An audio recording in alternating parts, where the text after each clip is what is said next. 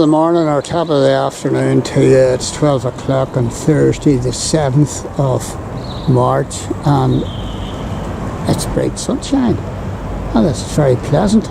And here we are, we're in Armagh. That looks like the courthouse.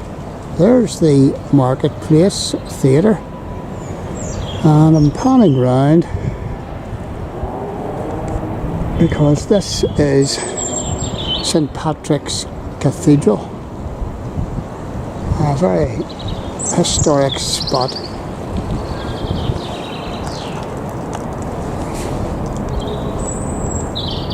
And we're going to take a dander around the grounds. Big walls right round it. So let's see what's in here.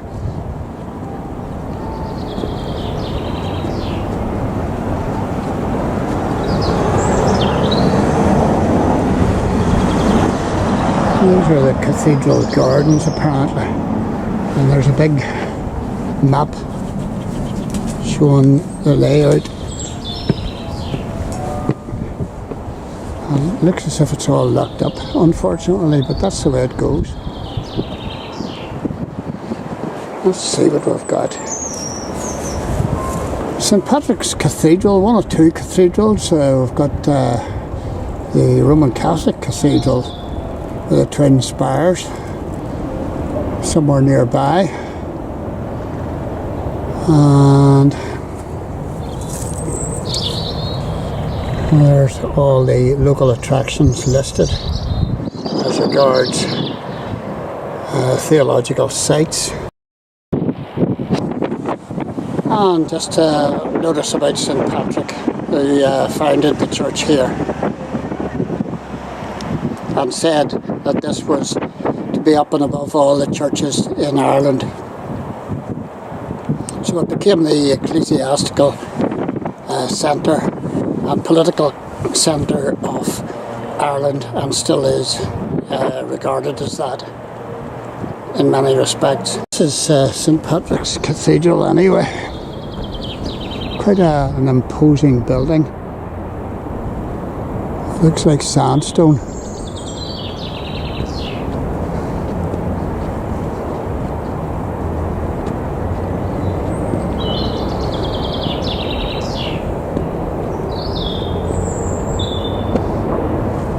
And I believe Boru was buried here in the north wall of the cathedral. Now, we'll probably not get into the cathedral to see that, but that's supposed to be where he's buried, leading Irish king.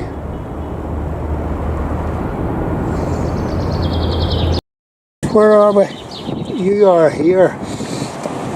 We're at the top of the cross, and we're above the crypt. The crypt is the most ancient part of St Patrick's Cathedral, dates back to the 13th century. Up until that time, most churches were built from timber, but in 1268, Archbishop O'Scannell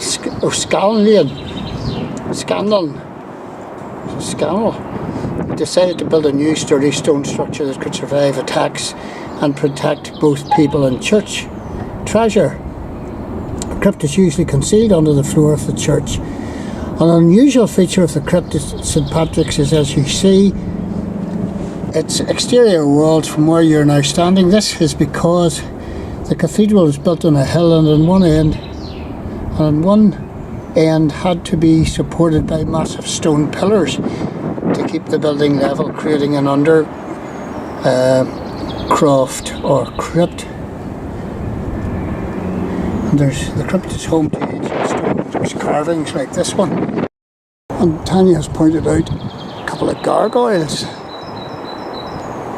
which are here. Not good. And there's another one over here. If I can find it. There it is. Wonder who they were meant to be.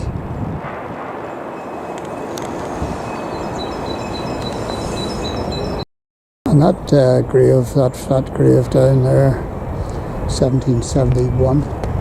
This is round the side of the building. And again a whole line of what you might call gargoyles. Wonder who these were representative of. My goodness, look at that face there. That's enough to scare you, give you nightmares. What was this all about?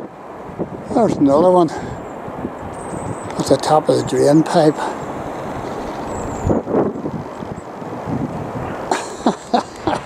That's classic.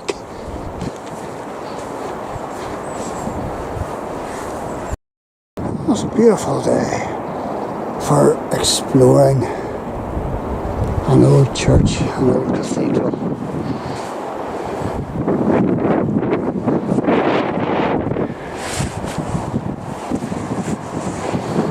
This grave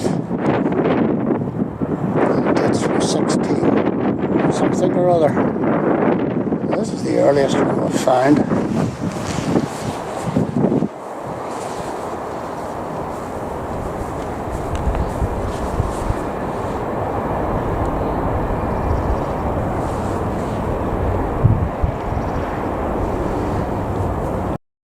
Come round to the other side of the cathedral, and this is brilliant. Here's a remembrance to Boru, slain at Clontarf. Near this spot on the north side of the great church, body of Boru. Oh my goodness. Boru, 9412 1014. So that makes him 59, 69 and 473. Born in the County Clare during the time when Ireland was divided into kingdoms ruled over by one high king, or Ardeaglais. Boru claimed the high kingship in 1001.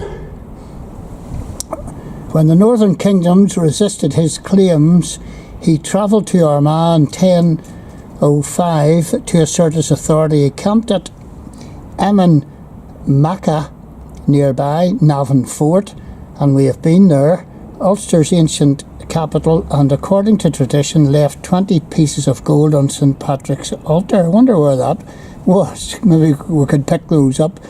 1014, Boru defended his kingship against an army of Vikings and rebellious Leitrim men at the Battle of Clontarf near Dublin.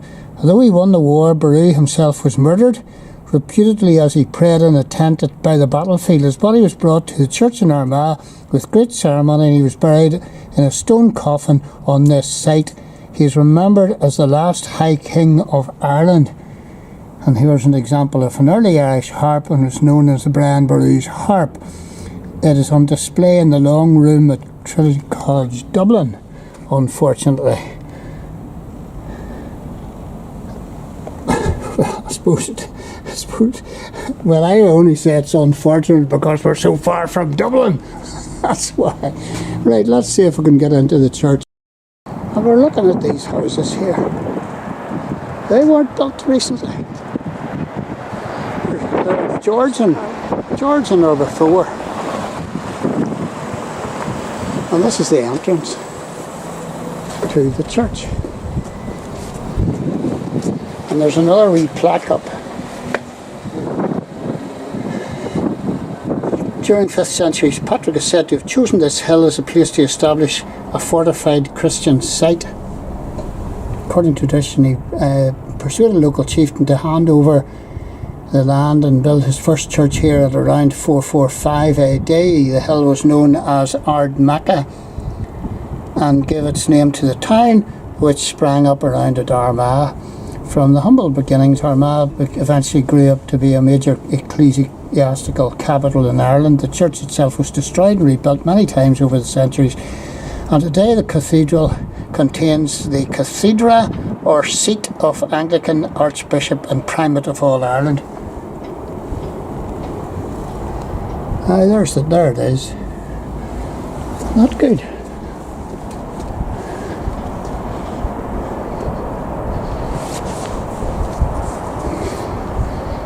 And this is the impressive door with faces, probably of local dignitaries or top brass or something, I don't know. Holy people, unlike me. The cathedral, the present cathedral, dates from 1268. Now, it's been burned down several times prior to that and after that, because this was the political capital of Ireland, Armagh. And I wasn't permitted video access to the building inside at this stage, but I will make an application to the powers that be to see if I can get that to come back another day. I'm not too disappointed. I got Brian Boru's grave. Vickers Hill, or Vickers Hill.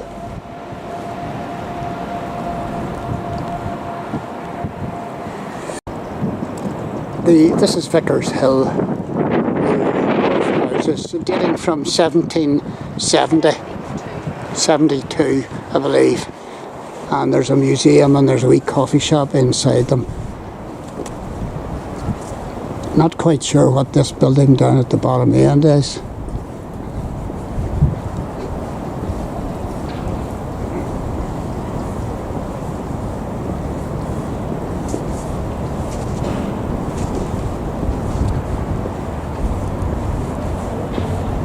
But it's got what does it say? I can't read that.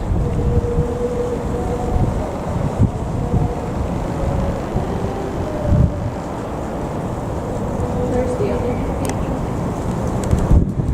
Oh yes, and there's the Roman Catholic Cathedral with the two spires. You can just see through the bars there. Aye, Vickers Hill. And at the other side of the building, and you see this boy over the tongue stuck out. Where is he? I can't find him. Oh yes, there he is. It's in the dark. There we go. Why did they put these on the round churches? Look, there's another one with a tongue stuck out. He's like a pig.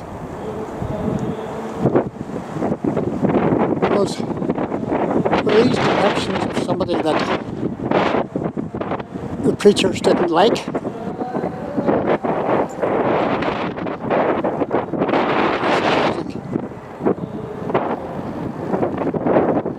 Why would you do that? There's more.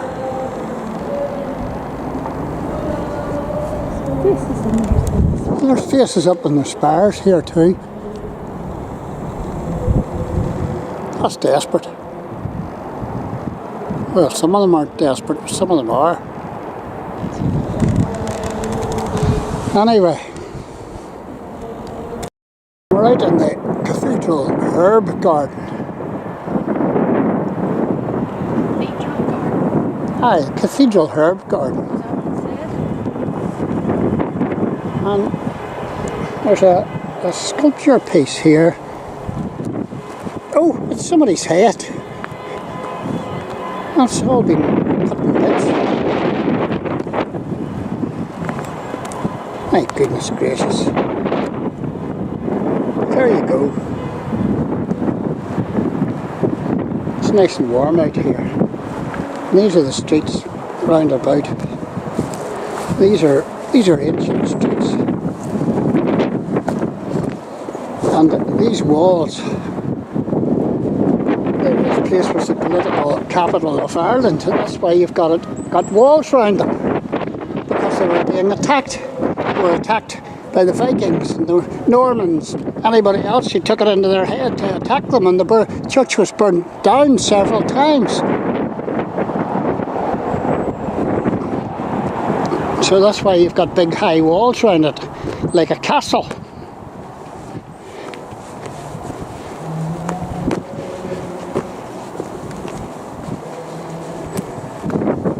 Got another garden here.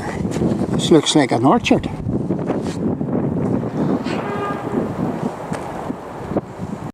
The orchard garden we're in, and it'll grow apples. I hope it grows more than brambles. We're in the orchard county of Ireland, Armagh.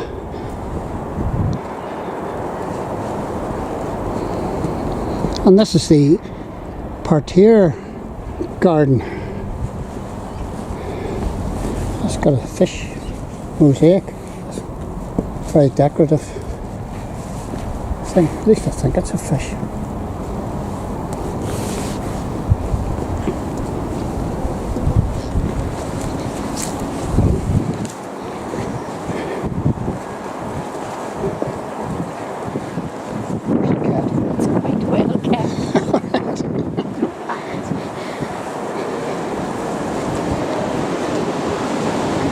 And this is a contemplative garden, silly me. And there's wee seats. And there's wee birds. There you go.